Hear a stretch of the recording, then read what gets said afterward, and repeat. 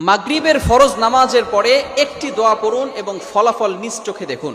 কোনো ব্যক্তি যদি মাগরিবের ফরজ নামাজের পরে এই ছোট্ট দোয়াটা পড়তে পারে, আল্লাহ পাক রব্বুল আলামিন ওই বান্দাকে বিপদ আপদ থেকে হেফাজত করবেন। শুধু তাই নয়, আল্লাহ পাক রব্বুল আলামিন তার উপরে 10টি নেকি আল্লাহ পাক রব্বুল আলামিন তার আমলনামায় দিয়ে দিবেন। আল্লাহ পাক রব্বুল আলামিন তার 10টি গুনাহ মাফ করে দিবেন। আল্লাহ পাক রব্বুল আলামিন তার 10টি মর্যাদা বুলন্দ করে দিবেন।